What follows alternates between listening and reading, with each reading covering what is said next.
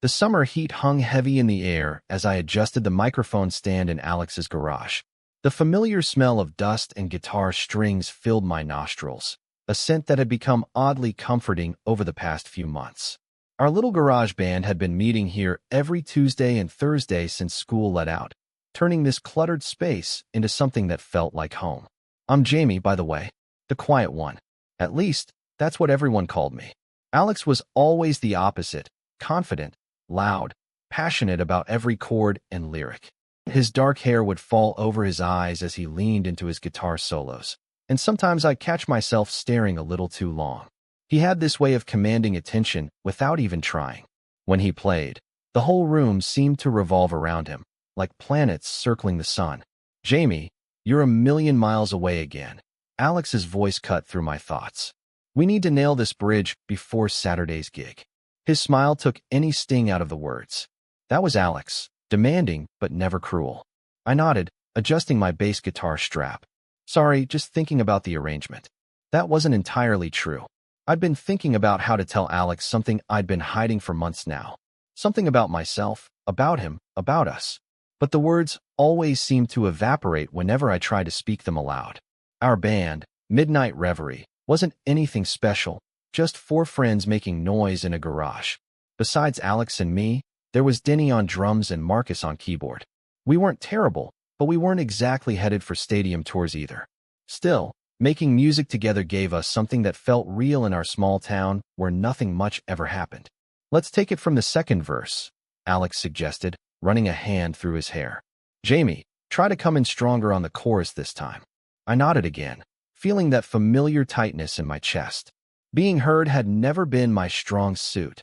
Not at home with my distracted parents, not at school where I blended into the background, and sometimes not even here in the band where my bass lines often got drowned out by Alex's guitar. As we launched into the song, I could feel the vibrations of Denny's drums in my chest, the way Marcus's keyboard filled the spaces between notes. And then there was Alex's guitar, always a little too loud, a little too present. Just like him. Halfway through the chorus, Alex suddenly stopped playing. Everyone else stumbled to a halt, confused. What's wrong? Marcus asked, fingers still hovering over his keyboard. Alex was looking directly at me, his head tilted slightly. I can't hear Jamie's bass line. I felt my face grow hot. It's fine. Let's just keep going. No, it's not fine, Alex insisted, walking over to his amp. I'm turning this down. We need to hear everyone. He twisted the volume knob, then looked at Denny. Maybe ease up on the drums a bit too? Denny shrugged. Whatever you say, maestro. When we started playing again, something was different. With Alex's guitar at a more reasonable volume, my bass line emerged from the shadows. The song transformed, not better or worse, just more complete. I caught Alex watching me, a small smile playing at the corners of his mouth.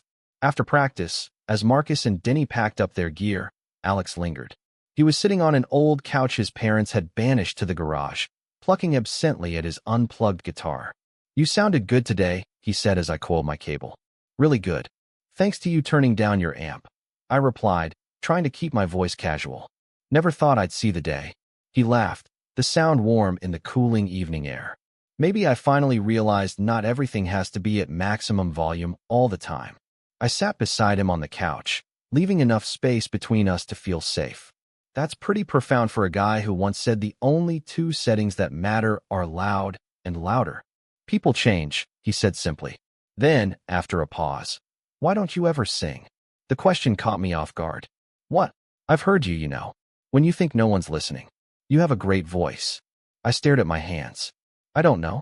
I guess I don't like drawing attention to myself. Why not? Such a simple question, but the answer was anything but. How could I explain that being seen, truly seen, terrified me? That I'd spent years carefully constructing invisibility around myself like armor? It's complicated, I finally said. Alex set his guitar aside. We've got time.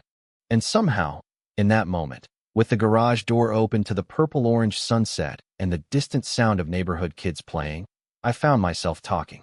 Really talking. About growing up feeling different. About realizing in ninth grade that I was gay. About the fear of rejection that kept me quiet. Not just about my sexuality, but about everything. My thoughts, my feelings, my music. The thing is, I said, surprised by how steady my voice remained, when you're hiding one big part of yourself, you end up hiding everything else too. It becomes a habit. Alex listened without interrupting, his eyes never leaving my face. When I finally ran out of words, the silence between us felt different than before, not empty, but full of something unspoken. Thank you, he said finally, for telling me. You're not weirded out. He laughed, but it wasn't unkind. Jamie, we've been friends since we were 10. You being gay doesn't change anything about who you are or how I feel about you. Relief washed over me. But there was something else too, a tiny spark of disappointment. Because while I hadn't expected rejection, I also hadn't dared hope for anything more than acceptance. Actually, Alex continued, his voice softer now, there's something I should probably tell you too. My heart stuttered. What's that? I'm bi. Have been figuring it out for about a year now. He smiled ruefully. I guess we've both been keeping things to ourselves. The world seemed to tilt slightly on its axis. You never said anything. Neither did you, he pointed out. It's not exactly easy, is it? Especially in this town. No, it wasn't easy. Our town wasn't openly hostile, but it wasn't Pride Parade Central either. People mostly didn't talk about these things, which sometimes felt worse than outright rejection. So, I ventured, have you told anyone else? Just my sister. She was cool about it. He leaned back against the couch. What about you? No one. You're the first. Something shifted in his expression then, a softening around the eyes, a slight parting of lips. Thank you for trusting me. The moment stretched between us, fragile and significant. I wanted to say more, to ask if he'd ever thought about me as more than a friend, but courage only stretches so far in one day. Instead, I picked up my bass. Want to work on that new song you were talking about last week? He smiled, reaching for his guitar. Absolutely. The next few band practices were different. Alex kept his amp turned down, and he started encouraging me to try backing vocals on a few songs. The first time I sang into the microphone, just harmonies, nothing solo, my voice shook so badly I was sure everyone could hear it. But Alex caught my eye and nodded encouragingly, and somehow I made it through. We should write something new, Alex suggested one evening after Marcus and Denny had left. Something that showcases your voice more. I don't know if I'm ready for that, I admitted. You don't have to be ready. You just have to be willing to try. So we started writing together, heads bent close over notebooks, trading lyrics and melodies. Sometimes our hands would brush as we both reached for a pencil, and I'd feel that electric current run up my arm. I started to wonder if he felt it too, or if I was imagining the way his gaze lingered sometimes. The song we created was different from our usual style, more introspective, with space for the bass to drive the melody and room for vocals that weren't just about being loud, but about being heard.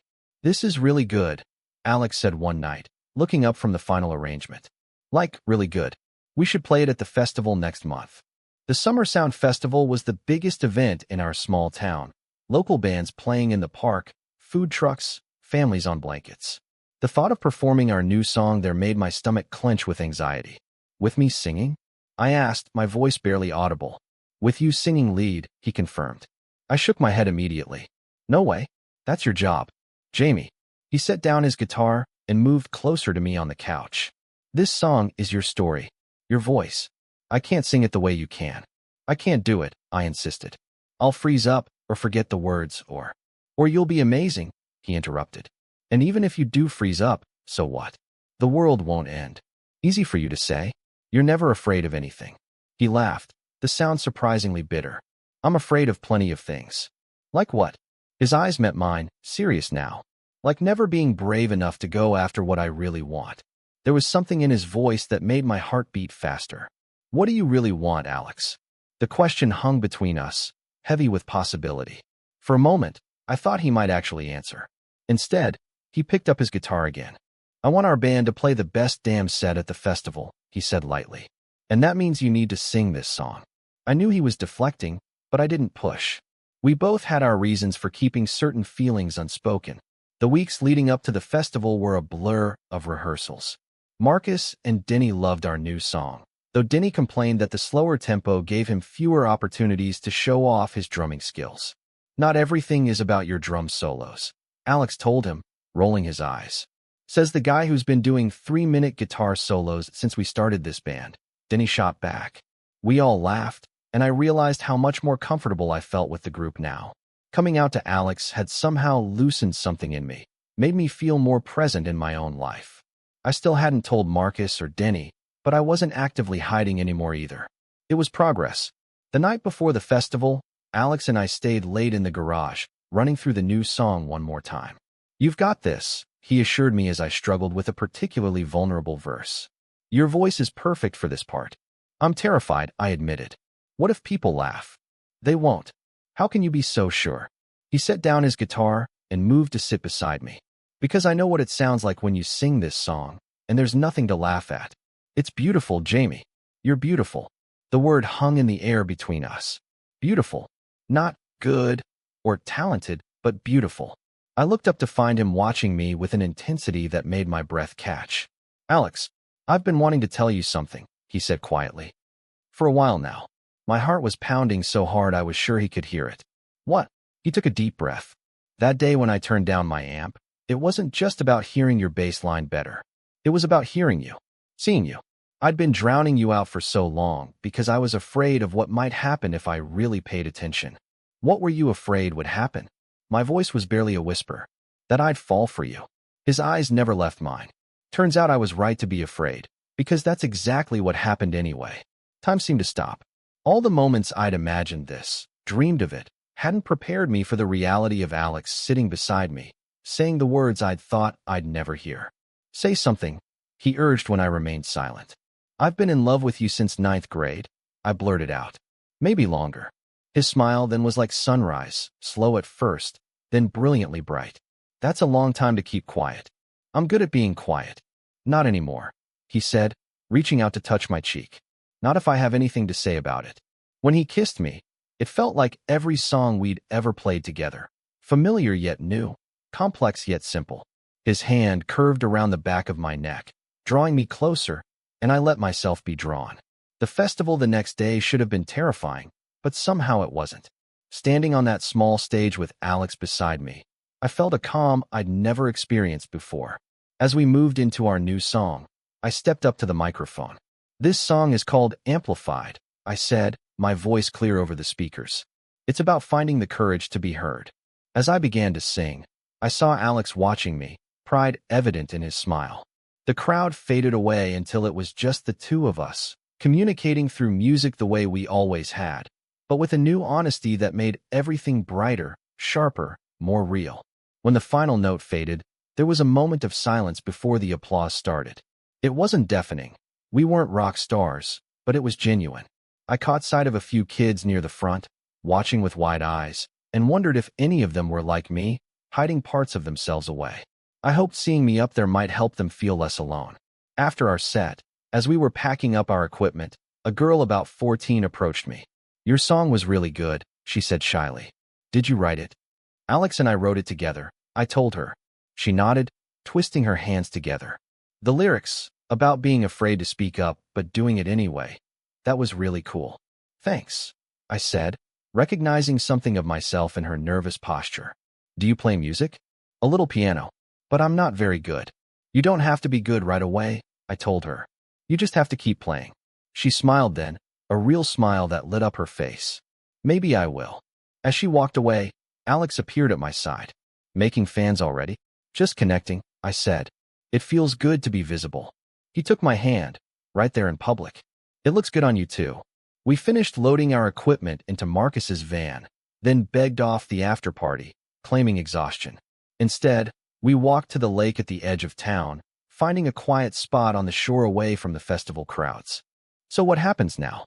I asked as we sat side by side, watching the water reflect the evening sky. "With us." Alex leaned back on his elbows. "Whatever we want, I guess. We take it day by day." "And the band?" "The band keeps playing, but with both of us fully present now." He turned to look at me. "No more hiding, no more drowning each other out." I nodded, feeling a sense of possibility unfurling inside me. "I like the sound of that." "Me too." He reached for my hand, interlacing our fingers. "You know, I've been thinking about what you said, about how when you hide one part of yourself, you end up hiding everything." "What about it?" "I think the opposite is true too. When you start being honest about one thing, it becomes easier to be honest about everything else." I considered this. So what else are you being honest about these days? He smiled, looking out at the lake. That I'm terrified of leaving for college next year. That I'm not sure music is what I want to do with my life, even though I love it. That meeting you was the best thing that ever happened to me.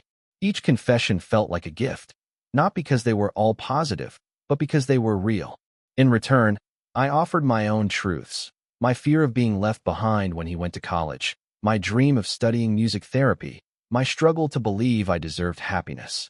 As the stars appeared overhead, we talked about everything and nothing, our hopes for the band, our favorite songs, the small moments over the years when we'd almost confessed our feelings but lost our nerve. The conversation flowed easily, punctuated by kisses that still felt new and wonderful. We should head back, Alex said eventually, though he made no move to get up. It's getting late. 5 more minutes, I pleaded, not wanting the evening to end. He laughed, pulling me closer. 5 more minutes. Then 5 more after that. We've got time, Jamie. All the time we need. Walking home hand in hand through the quiet streets of our town, I thought about how much had changed since that day in the garage when Alex turned down his amp. It wasn't just about volume or being heard. It was about making space for each other, about the courage it takes to be seen and to truly see someone else. Our story wasn't perfect. We still had challenges ahead, college decisions, coming out to more people, navigating a relationship in a small town. But for the first time, I wasn't facing those challenges alone or from behind a wall of silence. As we reached my house, Alex pulled me close for one last kiss. See you tomorrow? He asked, his forehead resting against mine. Definitely, I promised. Band practice at 4? It's a date. He grinned. A real one this time. I watched him walk away, guitar case slung over his shoulder, before heading inside. In my room, I picked up my bass and played softly, not worried about who might hear. The melody that came was new, hopeful and clear, like a voice that's finally found its proper volume. Sometimes the most important notes are the quiet ones. Sometimes turning down the noise is the only way to hear what matters. And sometimes, when you least expect it, someone turns down their own amp just to hear you better. If you're lucky, like I was, that moment changes everything. Total _char_count, 18,735.